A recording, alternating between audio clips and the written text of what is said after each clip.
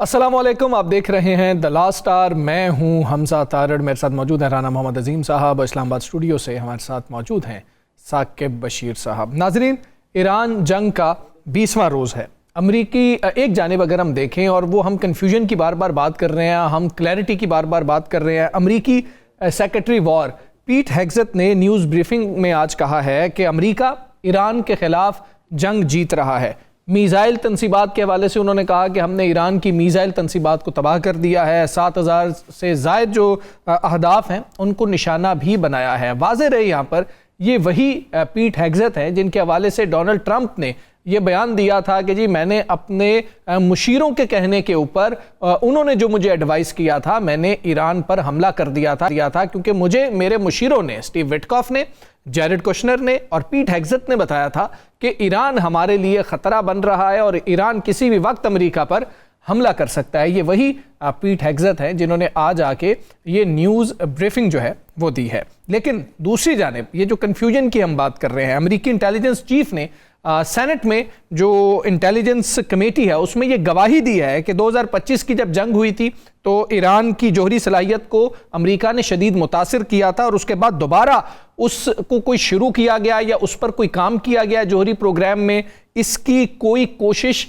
नहीं देखी गई है। यानी कि इंटेलिजेंस चीफ बिल्कुल मुख्तलिफ बात कर रहे हैं। हमने इस पर जो कैंट का एक इस्तीफ़ा भी देखा है। तो ये कन्फ्यूजन इंटरनली बहुत ज़्यादा है और इख्तलाफात भी खुलकर अमेरिका में सामने आ रहे हैं। लेकिन अब जो सूरत हाल है वो ऑयल और गैस तनसीबात को निशाना बनाया गया, इसराइल की जानिब से हमला किया गया, जिसके जवाब में ट्रुथ सोशल पर डोनाल्ड ट्रंप ने यह कहा कि अमेरिका को इस हमले का इल्म नहीं था। हैरत की बात यह है कि अमेरिका जो एक एक लम्हा मॉनिटर कर रहा है, जो सबसे पहले आके बता देता है कि आयतुल्लाह अली खामनाई को हमने शहीद कर दिया है, दीगर के हवाले से बताता है, अहदाफ के हवाले से बताता है, यह भी बताता है कि ज़ेरे ज़मीन कहाँ पर बंकर मौजूद हैं, वो ये कह रहा है कि हमें इल्म ही नहीं था कि इसराइल ये करने जा रहा है। उसके बाद हमने देखा कि ईरान की जानिब से जवाबी हमले किए गए हैं। कतर से ये खबरें आई, सऊदी अरब से, रियाद से कुछ खबरें आ रही थी इस हवाले से, और फिर इस्लामी ममालिक ने मुतफ़िका तौर पर ये मुतालबा किया ईरान से कि वो मुस्लिम ममालिक के ऊपर, जो हमारे मुस्लिम बरादर ममालिक हैं, उन पर हमला ना करे। वज़ीर ख़ारजा और नायब वज़ीर आज़म इसहाक़ डार भी इस हवाले से सऊदी अरब में मौजूद थे। तो हम इस पर बात करेंगे कि ये जंग तवील होती जा रही है और अब इतने नुकसान के बाद कि जब ये खबरें सामने आती हैं कि ईरान की जो लीडरशिप है उनकी शहादतों की खबरें आती हैं, तो ये जंग किस तरफ जा रही है। और अब अगर ये ऑयल और तेल की जो तनसीबात हैं उनके ऊपर हमले हो रहे हैं तो फिर महंगाई किधर चली जाएगी। और पाइड ने जो रिपोर्ट दी है उसके मुताबिक महंगाई 12% तक जा सकती है पाकिस्तान में। इस हवाले से भी बात करेंगे। एक वज़ीर आला केपी ने ख़त लिखा है वज़ीर आज़म को, उस पर भी बात करेंगे। और टीआई के साहबजादे पाकिस्तान आ रहे हैं, नहीं आ रहे, क्या उसकी सिचुएशन है या क्या इस वक्त सूरत हाल है, उस पर भी हम बात करेंगे। साकिब साहब, सबसे पहले हम देखें कि बड़ी एक अजीब सी बात है कि एक जानिब कोई चीफ उठ के कह देता है कि जी कि मैं इस्तीफ़ा इसलिए दे रहा हूँ क्योंकि मुझे ये लगता है कि इसराइली लॉबी की वजह से हमने ईरान पे हमला किया है, और इंटेलिजेंस चीफ ये कह देता है कि जी हमने तो तबाह कर दिया था या बुरी तरह मुतासिर किया था जो जोहरी तनसीबात थी उनको, उसके बाद हमने कोई ऐसी एक्टिविटी भी नहीं देखी है, फिर भी अगर हमला कर दिया गया है तो उनको समझ नहीं आ रही है। पीट हेग्सेथ आज आके वो मुकम्मल तौर पर जिम्मेदारी कबूल कर रहे थे और वो कह रहे थे कि हमने ईरान को तबाह कर दिया है।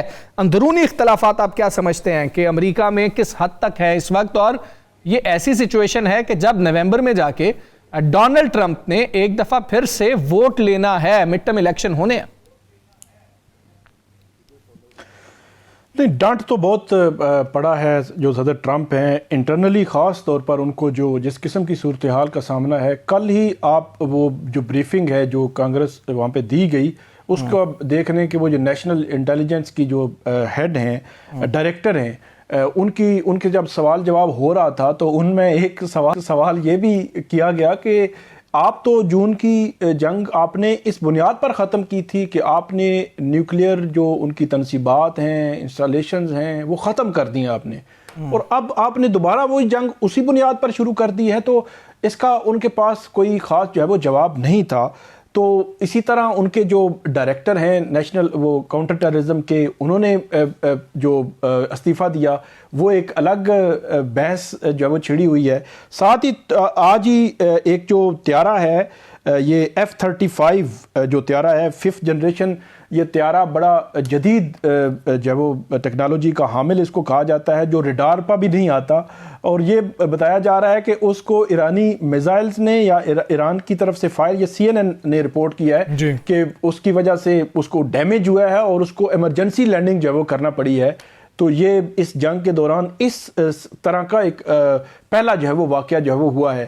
تو ایران جو جنگ میں پھر جو خاص طور پر جو اسرائیل ہے وہ ایران کے اندر جو آئل کی یا گیس کی جو تنصیبات ہیں ان کو اس نے جو ہٹ کرنا شروع کیا، تو صدر ٹرمپ اس کا بھی ڈیفینڈ نہیں کر پا رہے۔ ان سے سوال ہوا تو انہوں نے کہا کہ میں نے نیتن یاہو کو روکا ہے کہ آپ ان کو ہٹ نہ کریں، کیونکہ ایران نے گزشتہ روز یہ بڑا کلیئر کٹ کہہ دیا تھا، اور انہوں نے یہ کہا تھا کہ ہم جو ہے وہ جو تنصیبات ہیں خلیجی ممالک میں، اس کے بدلے میں ہم ان کو جو ہے وہ اٹیک کریں گے۔ تو یہ جو سچویشن ہے ٹرمپ کے لیے بھی ایک غیر معمولی صورتحال جو ہے وہ بنتی جا رہی ہے۔ اور پھر اگر بات کریں یہ جو جنگ کا دورانیہ بڑھ رہا ہے، ٹرمپ کی جانب سے مختلف اسٹیٹمنٹ سامنے آ رہی ہیں۔ جاپان کے جو وزیر اعظم ہیں ان سے ان کی ملاقات تھی، اگرچہ جاپان یا دیگر ممالک جو کہہ چکے ہیں کہ وہ اس جنگ میں اس طرح شامل نہیں ہیں اور ابنائے ہرمز کو کھلوانے کے لیے بھی شامل نہیں ہیں۔ اب ایک ایگزٹ پلان کیا ہے وہ امریکی جو انتظامیہ ہے یا ٹرمپ انتظامیہ ہے ان کے پاس بھی موجود نہیں ہے، اور دوسری طرف جو خلیجی ممالک ہیں وہاں اضطراب بہت زیادہ بڑا ہے، اور سب سے بڑا جو سوالیہ نشان آیا ہے وہ یہ کہ وہاں پہ جو امریکی اڈے تھے وہ تو ان کی پروٹیکشن کے لیے بنائے گئے تھے کہ جو خلیجی ممالک ہیں اگر ان پر کہیں مشکل وقت آتا ہے تو وہ ان کو پروٹیکٹ کریں گے امریکی جو ہے۔ اور اتنی بڑی انویسٹمنٹس جو ہے وہ ریسنٹ پاسٹ میں بھی جب یہ صدر ٹرمپ آئے تھے تو جو خلیجی ممالک ہیں ان کی جانب سے انویسٹمنٹ کی گئی، ماضی میں بہت بڑی انویسٹمنٹ، بہت بڑا اسلحہ جو ہے وہ خریدا گیا جو خلیجی ممالک کی جانب سے۔ اس کے باوجود وہی وجہ بنی جو خلیجی ممالک میں اٹیک کی، اگر وہاں فرض کریں یہ امریکی اڈے نہ ہوتے تو بالکل بھی ایران جو ہے وہ اس پہ یہ اٹیک جو ہے وہ نہ کر رہا ہوتا۔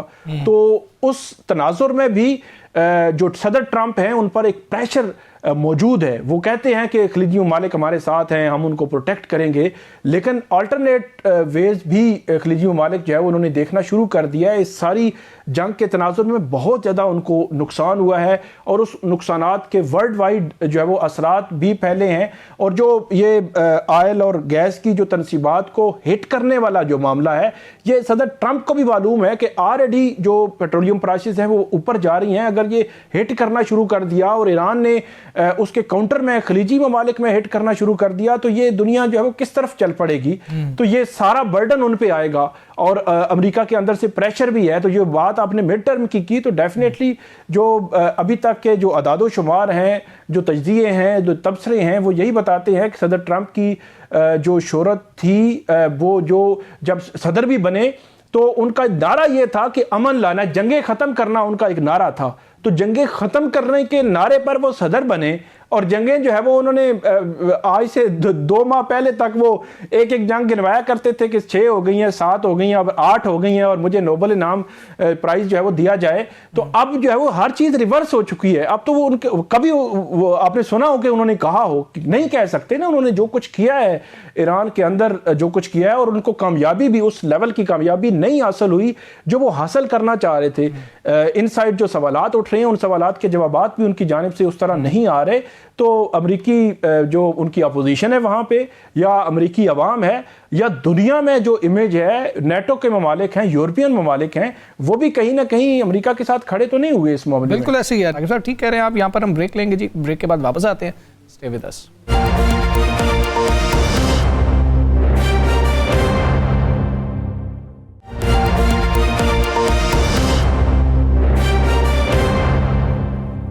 Welcome back ji. خطے کی جو صورتحال ہے اس حوالے سے آج تیل کی سپلائی کے حوالے سے خصوصی طور پر پائیڈ نے آبنۂ ہرمز کی بندش کی وجہ سے جو صورتحال پیدا ہو رہی ہے، کچھ خدشات جو ہیں ان کا اظہار کیا ہے۔ مہنگائی 12% تک جانے کا خدشہ ہے، کیونکہ آبنۂ ہرمز کے حوالے سے ہم جانتے ہیں کہ 20 ملین بیرل تیل روزانہ گزرتا ہے۔ اس رکاوٹ سے قیمتیں جو ہیں وہ فلکچویٹ ہو رہی ہیں اور اوپر جاتی ہوئی ہمیں نظر آ رہی ہیں۔ اگر تیل کی سپلائی میں خلل رہتا ہے تو یہ مہنگائی 12% تک जा सकती है और पाकिस्तान का तेल की दरामदात का माहाना बिल 384 मिलियन तक बढ़ सकता है। ये सारी सूरत हाल है। सरमायाकारी के हवाले से पाकिस्तान खासा एफर्ट कर रहा था कि सरमायाकारी आए। ये सिर्फ प्रॉब्लम पाकिस्तान के साथ तो नहीं है, पूरी दुनिया में इसके असरात आ रहे हैं। हम देख रहे हैं कि डोनाल्ड ट्रंप भी इस हवाले से अब परेशान नज़र आते हैं। बज़ाहिर तो वो इस चीज़ को एडमिट नहीं कर रहे हैं, लेकिन दीगर ममालिक जो खित्ते के दीगर ममालिक हैं, खलीजी ममालिक हैं, उन पर जो असरात आ रहे हैं उनको भी हम देख रहे हैं। तो हुकूमत किस तरह से इस सिचुएशन को देख रही है और ऐसी जो अनफोर्सीन कुछ कंडीशंस होती हैं उस हवाले से क्या हुकूमत करने जा रही है। कैसर अहमद शेख साहब हमारे साथ मौजूद हैं, वफाकी वज़ीर हैं। शेख साहब अस्सलाम वालेकुम, बहुत शुक्रिया आपका। सर, ये सूरत हाल सबके लिए मुश्किल है, तमाम ममालिक के लिए, और ये सब समझते हैं कि गवर्नमेंट्स के कंट्रोल में ऐसी सिचुएशन नहीं होती है, लेकिन तदब्बर से और बाकी एक्सपीरियंस से कुछ फैसले लिए जाते हैं। आप क्या देख रहे हैं? अगर महंगाई बढ़ती है, पहले ही अवाम मुश्किलात से दो चार हैं, और सरमायाकारी के हवाले से हुकूमत पर कई सवालात उठते हैं कि कितनी सरमायाकारी हुई है जो बाहर से लोगों ने आके यहाँ पर की है। आप क्या देखते हैं सर, पाकिस्तान को कितना नुकसान हो रहा है ये जो सिचुएशन है? बिस्मिल्लाहिर्रहमानिर्रहीम। ये सूरत हाल क्योंकि हमारे ख़त्े में ही हमारा पड़ोसी मुल्क है ईरान, और उस पर एक इलीगल तौर पे हमला किया गया है इसराइल का, और ये हमने तो उसकी बहुत ज़्यादा मुखालफत की है कि ये कोई ज़रूरत नहीं थी और नाजायज़ तौर पे ये हमला हुआ है। अब हमला होने की वजह से दोनों तरफ पूरे इस सेंट्रल एशिया मिडल ईस्ट में पूरे बुरान का एक समा है, और ये मुख्तलिफ ममालिक में जो चिपकलिश चल रही है और जंग हो रही है, आज 20 दिन हो गए इस जंग को। तो इससे ये आप दुरुस्त कह रहे हैं, देखिए ना कि फौरी जंग से फौरी पहले आयल की प्राइस, ब्रेंट आयल जो है तकरीबन $65 था, जो आज एक वक्त में तो $118 हो गया, फिर $110-11 कम हो के, क्योंकि रोज़ाना हर वक्त फ्लक्चुएशन हो रही है। तो वो भी अगर 110 लिया जाए और एवरेज प्राइस ली जाए पिछले जुलाई से लेके जो फरवरी तक की प्राइस थी तो $80 थी, तो वो भी अब तकरीबन 40% प्राइस बढ़ी हुई है। और 40% प्राइस, हमारा तेल जो है वो तकरीबन $12 बिलियन का हम इंपोर्ट करते हैं, तो 40% का मतलब है कि 4-4.5 अरब डॉलर। अगर ये पूरा सालाना हो, मैं नहीं समझता, मेरे ख्याल में जंग ज़्यादा अरसा नहीं रहेगी और ये टेम्परेरी फेज है, लेकिन पाकिस्तान को मुश्किलात ज़रूर हो रही हैं। देखिए 55 रुपये जो हुकूमत ने तेल की कीमत को इजाफा किया वो तकरीबन 20% था, लेकिन दुनिया में 40% प्राइसेज में, कम से कम एवरेज प्राइसेज में जंग से पहले तो लेने 50% से भी ज़्यादा हो गया है। तो ये इन हालात में ज़रूर मुश्किलात हैं। हमारे पहले ही जो आपने देखा कि बड़ी मुश्किल से मियाँ शहबाज शरीफ साहब की हुकूमत ने जो बैलेंस ऑफ करंट अकाउंट था पहली बार 14 साल में पिछले साल पॉजिटिव हुआ, लेकिन फिर हमारे ऊपर ये तेल की वजह से एक है बुरान का मामला है। लेकिन मैं आपको ये भी बता दूं, अल्लाह करेगा ये जल्द जंग ख़त्म हो जाएगी और उससे जो अपॉर्चुनिटीज़ क्रिएट हुई हैं, देखिए मैं अपने लोगों को पहले ही कहता था इन्वेस्टमेंट के लिए, पाकिस्तानी ने बहुत बड़ी इन्वेस्टमेंट की है यूएई में, दुबई में जाकर रियल इस्टेट में इन्वेस्टमेंट की है, और किसी का अंदाज़ा है $50 अरब, किसी का अंदाज़ा है $100 अरब जो रियल इस्टेट में उन लोगों ने जिन्होंने यहाँ पूरा टैक्स नहीं पे किया, और वो क्योंकि वहाँ पे टैक्स से एग्जेम्पशन थी और जाके लोगों ने हुंडी के जरिए पैसा बाहर ले गए और इन्वेस्टमेंट की।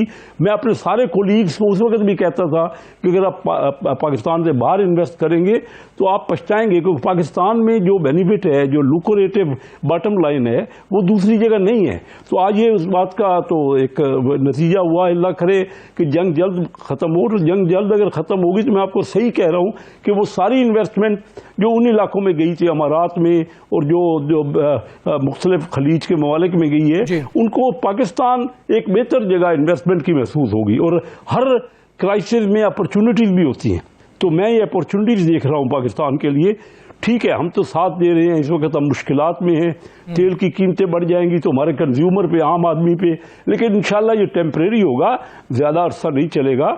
हुकूमत ने बहुत अच्छे इक़दामात का इज़हार किया है। देखिए मैं तो अपनी तनख्वाह पिछले 24 महीने से ₹1 मैंने तनख्वाह नहीं ली एज ए मिनिस्टर, और मैंने दूसरे कई मेरे और साथी भी हैं जो तनख्वाह नहीं ले रहे होंगे, लेकिन मैंने अपने दूसरे साथियों से भी कहा है कि जितना हद तक वो कंजर्वेशन कर सकें।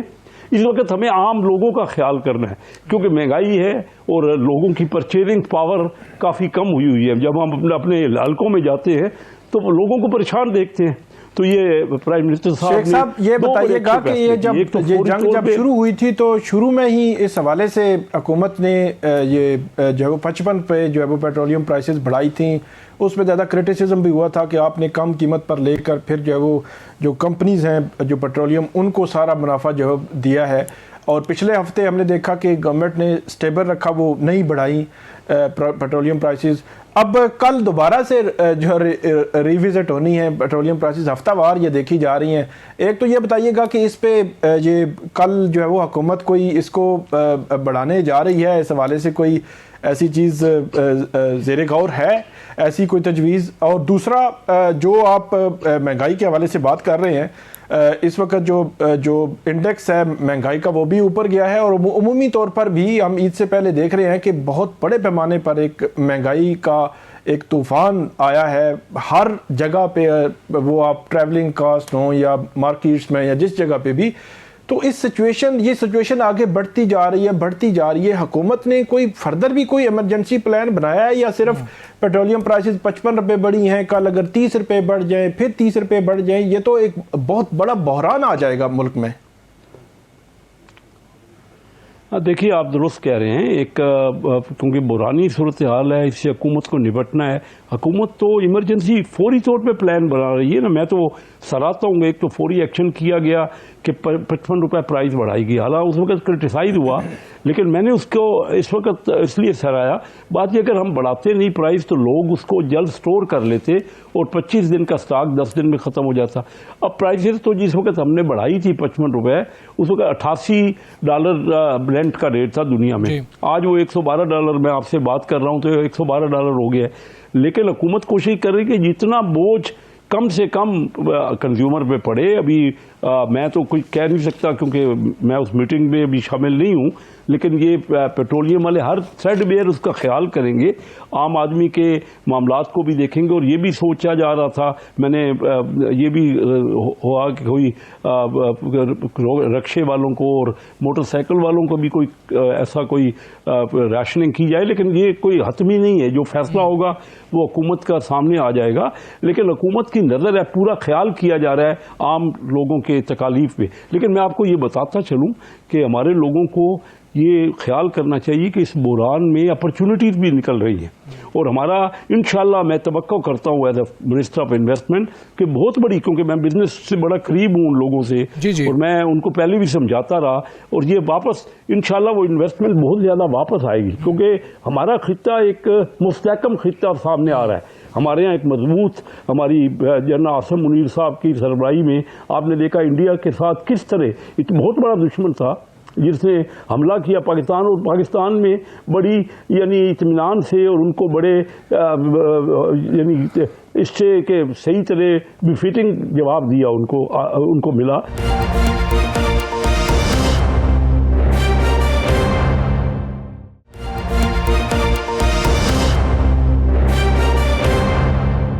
شیخ صاحب یہ جو آپ بات کر رہے ہیں کہ جو انویسٹر ہے وہ جو خلیجی ممالک میں چلا گیا تھا یا انہوں نے وہاں جا کر انویسٹ کیا اور وہ واپس آئیں گے، وہ وہاں سے کسی اور جگہ بھی تو جا سکتے ہیں نا. ہمارے ہاں بھی تو آپ دیکھیں کہ پچھلے 2-2.5 سال میں یہ جو آپ بات کر رہے ہیں، الٹیمیٹلی ہم نے جو جنگ ہے دفاعی محاذ پہ پاکستان نے بہت گین کیا ہے، اور پاکستان نے بھرپور جو ہے وہ ہماری سیکورٹی فورسز نے جو ہے وہ اس میں بھرپور کردار ادا کیا ہے.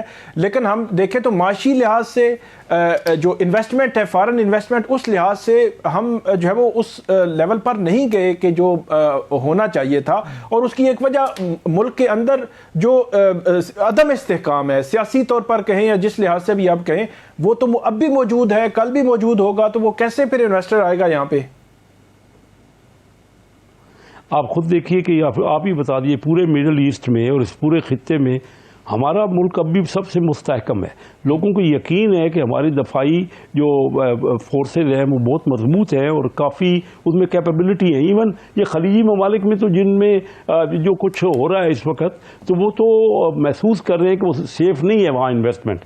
اور یہی ہوتا ہے جو انویسٹر ہوتا ہے نا وہ تو دیکھتا ہے کہ کدھر اس کا رزلٹ ہے. پاکستان میں باٹم لائن بہت اچھی ہے, بزنس کے رزلٹ بہت اچھے ہیں. آپ نے دیکھا کہ اکانومی مضبوط ہوئی ہے, ہمارے ریزرو جو ہے $6 بلین سے $16 بلین ہو گئے. سر خصوصی طور پر یو اے کی آپ بات کر رہے ہیں, ریئل اسٹیٹ کی آپ بات کر رہے ہیں, لیکن آپ اگر دیکھتے ہیں کہ یہ پاکستان میں اپرچونٹی ہے تو عمران خان صاحب کے دور سے لے کے ریئل اسٹیٹ کو کوئی بہت زیادہ اپریشیٹ نہیں کیا گیا ہے, ان کو سنب بھی کیا گیا ہے. تو یہاں پر ریئل اسٹیٹ جب چلی نہیں رہی ہے تو ریئل اسٹیٹ میں یہاں پر آپ پیسہ کیسے لے کے آئیں گے؟ آپ نے کلین انرجی کی بات کی تھی, آج لوگ سولر پلیٹیں رکھ کے بیٹھے ہوئے ہیں, جو لگا کے بیٹھے ہیں وہ بھی پریشان ہیں. سر جس وقت اپرچونٹی ہے تو آپ اس وقت ای وی میں بہت زیادہ جو ہے انویسٹ کر سکتے ہیں, لیکن جو ہم دیگر ممالک میں دیکھ رہے ہیں 1 لاکھ کی چیز ہے, جب پاکستان آتی ہے سر وہ ای وی میں بھی 12 لاکھ کی ہو جاتی ہے. تو اپرچونٹی نہیں ہے سر. نہیں 1 لاکھ کی 12 لاکھ. میں خود بزنس میں ہوں, میری زندگی گزر گئی اور میری فیملی کوئی 140 سال سے بزنس میں ہے. یہاں جو اپرچونٹی, ہم باہر بھی جاتے رہتے ہیں, ہر ملک میں جا کے ہم نے اندازے کیے ہیں اور ہمارے بعد یہ باتیں ہیں ساری. اب جو کچھ ہوا یہ مڈل ایسٹ میں, لوگوں نے دیکھا نا کہ وقتی طور پہ یہ اپرچونٹی تھی ان کے ہاں, لیکن وہ رزلٹ تو نہیں نکلا, وہاں سیف ہی نہیں ہے. جو تھوڑے عرصے میں ہی لوگوں نے وہاں سے بھاگنا شروع کر دیا. پاکستان میں ایسا نہیں ہے. ہمارے ہاں دیکھیے مشکلات ضرور ہے, ہمارا ٹیکس زیادہ ہے, ہمارے ہاں یہ جو ہو رہا تھا بیرونی تھوڑے سے جو دراندازی ہو رہی تھی اس کا پرابلم تھا. چائنیز انویسٹرز کو بھی ان کی سیکورٹی کا مسئلہ ہوا, لیکن ہم اس کو ٹھیک کر رہے. ہم نے بورڈ آف انویسٹمنٹ میں سب سے پہلے ہم نے جو ریگولیشنز تھی اس کو ٹھیک کیا. میں نے آتے ہی یہ کیا ہمارے پرائم منسٹر صاحب کے کہنے پہ کہ ہم نے ریگولیشن جو تھی مختلف پابندیاں اجازتیں وہ ہم سب ٹھیک کر دیے. ہم نے آسان کاروبار ایکٹ پاس کیا ہے قومی اسمبلی سے اور سینٹ سے, اور پھر ہم فیسیلیٹیشن سینٹر بنائے ہیں اسلام آباد میں اور دوسری جگہ میں اس کو پروموٹ کر رہے ہیں. تو پاکستان میں اس وقت 1 ونڈو اپرچونٹی مل رہی ہے. جو میں ایز اے بزنس مین آپ سے کہتا ہوں, آج سے 40 سال پہلے میں Karachi chamber of commerce industry کا پریزیڈنٹ رہا, اور میرا بیٹا مرحوم عرفان کیسر شیخ Lahore chamber of commerce industry کا الیکٹ ہو کے پریزیڈنٹ بنا ہے. تو ہمیں خود اندازے ہیں کہ کیا ہے. لوگوں کو یہ وقتی طور پہ کیونکہ بہت زیادہ تیزی ہوئی تھوڑے عرصے میں ان کی ریئل اسٹیٹ میں لوگ جا کے ادھر جا کے انویسٹ کرتے رہے, اور وہی اس کا رزلٹ تو دیکھ لیا نا کہ کیا نکل رہا ہے. وہاں تو لوگ واپس بھاگ رہے ہیں. پاکستان ایسا ملک ہے جہاں اسٹیبلٹی ہے اور یہاں پہ اپرچونٹی ہر ایک نے یہاں پروفٹ کیا ہے. ٹھیک ہے کہ لوگ کیونکہ ٹیکس کا تھوڑا سا ہائر ہے وہ ہم بہتر کر رہے ہیں, اس کو اس بجٹ میں بھی انشاءاللہ جتنا پاسبل ہوگا لوگوں کو فیسیلیٹیٹ کریں گے. اور میں آپ کو یقین دلاتا ہوں کہ پاکستان کے انویسٹمنٹ کے لیے ایک بہت ہی گولڈن اپرچونٹی یہاں پہ ہر چیز آپ دیکھ لیجئے کہ اس وقت جو مائنز اینڈ منرلز ہیں اس میں بہت ہی زیادہ انٹرسٹ دیا جا رہا ہے. ایک کمپنی چائنا کی آ کے وہ بات کر رہی ہے کہ ہم $10 بلین اور $15 بلین لگائے. ٹھیک ہے ابھی لگا نہیں ہے, میں یہ مانتا ہوں اس بات کو, لیکن جو مجھے جس طرح وہ میٹنگز کر رہے ہیں, جس طرح اپنے دلچسپی کا اظہار کر رہے ہیں, پاکستان کو وہ دیکھ رہے ہیں کہ اس علاقے میں آپ مجھے بتا دیجیے پورے خطے میں پاکستان ایک مستحکم ملک ہے. لوگوں کا ٹرینڈ ہی تو شیخ صاحب جو بات آپ کر رہے ہیں وہ یقینی طور پر جو ہے وہ پاکستان جو ہے وہ مستحکم ہے اور پاکستان کی طرف کوئی میلی آنکھ کی طرح نہیں دیکھ سکتا. جس طرح جو حشر جو ہے وہ ہم دیکھ رہے ہیں خلیجی ممالک میں, وہ آپ کی بات ٹھیک ہے, لیکن پچھلے 3 سال سے ہم فارن انویسٹمنٹ کے حوالے سے سن رہے ہیں لیکن وہ آئی نہیں ہے. اللہ کرے جو ہے وہ اب فیوچر میں آ جائے. میرا ایک اور سوال ہے کہ ابھی تھوڑی دیر پہلے سہیل خان آفریدی جو ہے وزیر اعلیٰ ہیں خیبر پختونخوا کے, انہوں نے وزیر اعظم شہباز شریف صاحب کو ایک خط لکھا ہے, اور اس خط میں وہ یہ کہتے ہیں کہ عمران خان صاحب کیونکہ جیل میں ہیں تو ان کی فیملی سے اور ان کے جو قریبی ہیں, کیونکہ قیدی کا رائٹ ہے جیل رولز کے مطابق ان کی ویسے بھی ملاقات کرائی جائے, لیکن عید پہ اسپیشل ملاقاتیں ہوا کرتی ہیں. تو انہوں نے اپیل کی ہے وزیر اعظم شہباز شریف صاحب سے کہ وہ جو ہے وہ یہ ملاقات جو ہے وہ عید کے دن جو ہے وہ ان کی فیملی سے کروائیں. تو آپ اس میں کیا کہیں گے, کیا مشورہ دینا چاہیں گے اپنی حکومت کو؟ میں تو بھائی تو دیکھیے وزیر اعظم شہباز شریف صاحب تو پہلے دن سے ہی کہہ رہے ہیں, وہ ابھی انہوں نے قومی اسمبلی میں بھی کہا, کھڑے ہو کے کہا وہاں بیان دیا جو کہ آئیے اور ہم سے بیٹھ کے ہم تو چاہتے ہیں کہ معاملے آپس میں سیٹلمنٹ ہو، اور یہ معاملے پولیٹیشین نے سیٹل کرنے. یہ اسٹیبلشمنٹ کے بعد جو آپ دیکھ رہے ہیں، کیونکہ بار بار پی ٹی آئی تو یہ کہتی ہے کہ ہم ان سے ملیں گے، آپ سے نہیں ملیں گے، آپ کا پاور نہیں ہے. وہ کیا پاور نہیں ہے؟ ہمارے پاس حکومت ہے اور ہم آپ سے گفتگو نہیں کرنا چاہتے ہیں. اور کبھی بھی ٹیبل پہ بیٹھے بغیر معاملات تو حل نہیں ہوتے نا. اسی طرح اسپیکر صاحب نے کہا کہ میں فیسیلیٹیٹ کرنا چاہتا ہوں دونوں پارٹیوں کے درمیان. تو میں سمجھتا ہوں یہ وقت آ گیا ہے، ہمیں اپنے سب کو، ہمیں اپنا ملک عزیز ہے. وہ بھی دیکھیے پی ٹی آئی والے جو پولیٹیشینز ہیں، وہ ہمارا ان سے کوئی جھگڑا نہیں ہے، وہ پالیٹکس ہے. اختلاف ہو سکتا ہے لیکن بیٹھ کے اس اختلاف کو حل کیا جا سکتا ہے. جب تک آپ بیٹھیں گے نہیں اور آپ کے جو معاملات ہیں، میں کئی اپنے ہر پروگرام میں دعوت دیتا ہوں. دیکھیے کبھی بھی میں نے اب دیکھا ہے کہ بزنس میں ہو یا پالیٹکس میں، ٹیبل پہ جب بیٹھا جاتا ہے تو کچھ نہ کچھ لے کے کوئی اٹھتا ہے.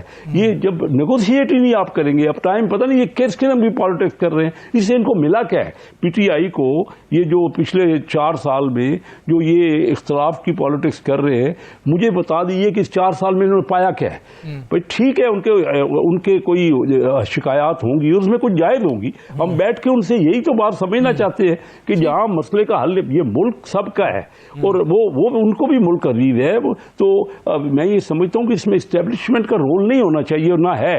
ہمارا رول ہے پولیٹیشینز کا، ہم بیٹھیں آپس میں اپنے معاملات کو سلجھائیں اور بہتر کریں. اور میں چاہتا ہوں کہ اگر انہوں نے کوئی لیٹر دیا ہے تو پرائم منسٹر صاحب اور ان کی ٹیم اس کو بغور جائزہ لے گی اور اس پہ سمپیتھیٹک فیصلہ ہونا چاہیے. ٹھیک ہے شیخ صاحب، آپ کی موجودگی کا فائدہ اٹھاتے ہوئے، کیونکہ ہم اکثر پولیٹیشین سے سوال کرتے ہیں تو وہ اس طرح سے سمجھتے نہیں ہیں. اگر ہم فائنینس کی بات کریں ان کو نہیں سمجھتے، انویسٹمنٹ کو نہیں سمجھتے. سر، ایک عام آدمی کو شہباز شریف گورنمنٹ کیسے سمجھائے گی یہ بات کہ ڈیٹ ٹو جی ڈی پی ریشو کیا ہوتی ہے، کہ جب ان کے کان میں یہ خبر پڑے گی کہ 14,512 ارب روپے کا قرضہ جو ہے وہ بڑھ گیا ہے ان 23 ماہ میں شہباز گورنمنٹ کے دوران؟ تو سر وہ کیسے سمجھائیں گے؟ اس کا مطلب کیا ہے؟ اور یہ اتنا قرضہ بڑھ گیا، اس کو تو یہی سمجھ آتی ہے. یہ بات دیکھیے درست ہے کہ قرضہ بڑھتا ہے جب آپ کے بجٹ میں خسارہ ہوتا ہے، یعنی آمدنی اور جو آپ کے اخراجات ہیں اس میں جب فرق ہوتا ہے تو فرق تو کسی جگہ میٹ ہونا ہے نا. اور پھر ڈیولپمنٹ ہونی ہے، ڈیولپمنٹ کے اخراجات ہیں.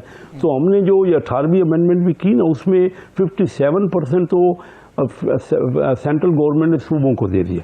تو اس پہ بھی گفتگو ہو رہی ہے. فیڈرل گورنمنٹ کے پاس بہت کم بچتا ہے، 43% بچتا ہے. اس میں ڈیفنس کے اخراجات بھی کرنے ہیں. عام آدمی کو یہ سمجھنے کی بات ہے نا. اس میں ہم نے اب حکومت کے بھی اخراجات کرنے ہیں. اور پھر اس میں یہ جو قرض، سب سے بڑا خرچہ جو ہے وہ قرض پہ سود کا ہے، جو پچھلے قرضے لیے ہوئے ہیں. جو ٹھیک ہے قرضہ بڑھ رہا ہے، قرضہ اس لیے بڑھتا ہے جب آپ کا ڈیفیسٹ ہوتا ہے. وہ ڈیفیسٹ آپ کیونکہ ڈیولپمنٹ میں خرچ ہوتا ہے تو وہ اس لیے آپ کو ہر بار نیا قرضہ لینا پڑتا ہے. ہر حکومت نے لیا ہے، ٹھیک ہے ہماری حکومت نے لیا ہے، لیکن پچھلے آپ دیکھیے پچھلے 18 سال میں تینوں حکومتیں جو کہ پولیٹیکل پارٹی رہے وہ تو رہی. پی ٹی آئی پہلے 5 سال پیپل پارٹی رہی 2008 سے 13 تک، اور پھر 13 سے 18 تک مسلم لیگ رہی، پھر 18 کے بعد پی ٹی آئی آئی. تو تینوں ہی بڑی پارٹی ہیں، ان تینوں کو تو موقع ملا. کس دور میں قرضہ نہیں بڑھا؟ اب اگر قرضہ بڑھا ہے جو میں مانتا ہوں، اور آئندہ بھی جب ہم تو مجبور ہوتے ہیں. آئی ایم ایف کے بعد پاکستان 26 بار گیا، 26 ٹائمز. شاید ہی کوئی دنیا کا ملک اتنا گیا ہو. تو ہمیں قرضوں کی ہم اپنے آپ کو ٹھیک کریں گے. ایک تو ہمارا آمدن جو ہے نا، ٹیکس، وہ ٹیکس ٹوٹل جی ڈی پی کا، جیسے آپ کہتے ہیں کیسے میں سمجھاؤں، تو جی ڈی پی ہماری کل آمدنی کا ٹیکس جو ہے 10.5% ہے. یعنی 10واں حصہ ٹیکس ہے آمدنی کا. لوگ ٹیکس نہیں دیتے، جا کے انلیگل طور پر دبئی جاتے ہیں، وہاں پہ انویسٹمنٹ کرتے ہیں. یہی کہتا ہے کہ میری تو سیلری پہ ٹیکس لگ کے کٹ کے میرے پاس سیلری آتی ہے، اور وہ بزنس مین کے اوپر ہی ڈالتے ہیں. آپ کا تو ٹیکس کٹ جاتا ہے نا. جو لوگ ہمارے، میں اپنے بزنس مین کی بات کروں، میں کھل کے بات کرتا ہوں، میں ان کا نمائندہ ہوں. وہ میرے کولیگ ہے اور میں خود بھی بلیو کرتا ہوں ٹیکس پہ. میں بہت بڑا ٹیکس پے کرتا ہوں. میں نے آپ سے کہا کہ میں کوئی تنخواہ نہیں لیتا. میں نے پہلی بار جب 97 میں الیکٹ ہوا تب بھی میں نے اس پورے دور میں کوئی 1 روپیہ تنخواہ نہیں. ملک کو ضرورت ہے، ہم سب امیر لوگوں کو جو ویل آف ہے ان کو آگے بڑھ کے جو لوگ اس ملک سے کماتے ہیں، اور یہ نہیں کہ اپنا پیسہ ٹیکس بچانے کے لیے جا کے دبئی اور جا کے گلف اسٹیٹس میں انویسٹ کر دیں. وہ اپنے ملک میں انویسٹ کریں، یہاں دیں، ٹیکس دیں، آپ کو اپنا فائدہ ہوگا. ساری دنیا میں ٹیکس لیا جاتا ہے. بڑے سرمایہ دار آگے ہیں. شیخ صاحب بہت شکریہ آپ کا سر، آپ نے پروگرام میں ہمیں جوائن کیا. یہاں پر ہم نے بریک لینی ہے، بریک کے بعد واپس آئیں گے.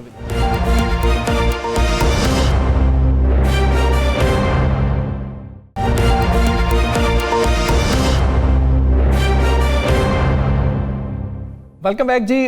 ہم نے بانی پٹھیا عمران خان کے صاحبزادوں کے حوالے سے پہلے بھی یہ سنا تھا کہ وہ پاکستان آ رہے ہیں، لیکن پھر کچھ مسئلہ تھا ویزے کا یا نائکاپ کے مسائل تھے. اس کے بعد پھر خاموشی ہو گئی. اب پھر سے ہم یہ سن رہے ہیں جمائمہ گولڈ سمتھ کی جانب سے وزیر اعظم سے یہ اپیل کی گئی تھی، جس پر وزیر اطلاعات نے جواب دیا، اور وزیر اطلاعات کے حوالے سے جمائمہ گولڈ سمتھ نے ان کا جو بیان تھا اس حوالے سے انہوں نے لکھا ہے کہ جی کہ نائکاپ کے ساتھ کچھ مسائل ہیں، کہ وہ شاید یہی چاہتی ہیں جو کل ہم بات کر رہے تھے کہ ان کے بچے جو ہیں وہ اپنے باپ سے یہاں پر ملنے کے لیے اگر آتے ہیں، والد سے ملنے کے لیے، تو وہ اپنے برطانیہ کے پاسپورٹ پر آئیں اور ویزا لے کر یہاں پر آئیں، تاکہ کونسلر رسائی کم از کم اگر یہاں پر ان کی کوئی گرفتاری ہوتی ہے یا کوئی اور معاملہ ہوتا ہے تو ان کو یہ مل سکے. ثاقب صاحب، کل ہم اسی معاملے پر بات کر رہے تھے اور آج ان کی ٹویٹ سے بھی یہی خدشہ جو ہے وہ ظاہر ہو رہا ہے کہ وہ بھی یہی سمجھتی ہیں کہ وہ یہاں پر اگر آئیں تو پاکستانی پاسپورٹ پر کم از کم یہاں پر ٹریول نہ کریں. بالکل حمزہ صاحب، کل بھی ہم نے یہی بات کی تھی کہ جو ہماری اسیسمنٹ ہے یا کہیں نہ کہیں انفارمیشن ہے کہ جو جمائمہ گولڈ سمتھ ہیں وہ جو حکومت پاکستان کے وزراء ہیں ان کی جانب سے جو سٹیٹمنٹس آئی تھی، جن سٹیٹمنٹس میں ان کی گرفتاری بھی ممکنہ اس کا ذکر کیا گیا تھا کہ انہوں نے کوئی قانون کی خلاف ورزی کی، تو انہوں نے بڑا سیریس لیا اس معاملے کو. پرسوں کی ٹویٹ میں انہوں نے نہیں لکھا، کل انہوں نے جواب بھی دے دیا، لیکن ایک کلیئر کٹ پوزیشن جو ہے وہ نظر آ رہی تھی کہ وہ اسی طرف جائیں گی. اور آج انہوں نے جو ٹویٹ میں جواب دیا ہے اسی ریفرنس کا حوالہ دیا ہے کہ آپ جو ہے وہ آپ چاہ رہے ہیں کہ وہ پاکستان میں آئیں قاسم اور سلیمان، اور آپ یہاں پہ ان کو جو ہے وہ گرفتار کر لیں. تو یہ ایک بہت ہی میرے خیال میں جو انہوں نے امکان ظاہر کیا ہے یا اس جو شائبہ جو ان کی جو ایک ڈر خوف ہے کہ یہاں پہ آ کے جو ہے وہ ان کو گرفتار کر لیا جائے گا، تو یہ ایک ڈیڈ لاک میری نظر میں رہے گا. کل بھی ہم نے بات کی تھی، آج بھی یہی کہہ رہے ہیں.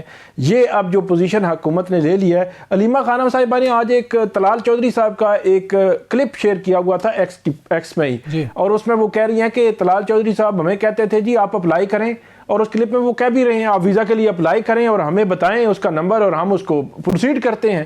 تو وہ انہوں نے ویزا کے لیے اپلائی کیا اور اس کے بعد چراغوں میں روشنی نہ رہی. وہ کہہ رہی ہیں کہ ہمیں 6-8 دن کہا گیا تھا کہ ان ورکنگ ڈیز میں کام ہو جائے گا، لیکن 60 دنوں میں نہیں ہوا. تو اب یہ ڈیڈ لاک رہے گا.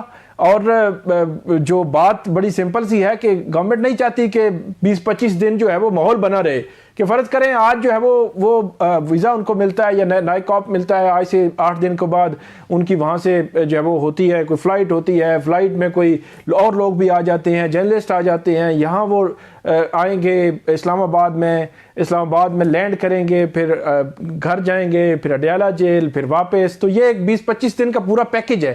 تو گورنمنٹ نہیں چاہتی کہ یہ پیکج جو ہے وہ پورا ان کو دیا جائے، PTI کو ایک پوری ایکٹیویٹی دے دی جائے. گورنمنٹ یہ نہیں چاہتی کہ ان کو یہ پورا پیکج دیا جائے، یا گورنمنٹ یہ نہیں چاہتی کہ ان کو برطانوی پاسپورٹ پر یہ پیکج دیا جائے. ان کو نائکاپ پر کیا گورنمنٹ یہ پیکج دینے کو تیار ہے کہ آپ نائکاپ پہ آ جائیں، جو عام پاکستانی پہ قانون نافذ ہوتا ہے وہ آپ پہ نافذ ہو جائے گا؟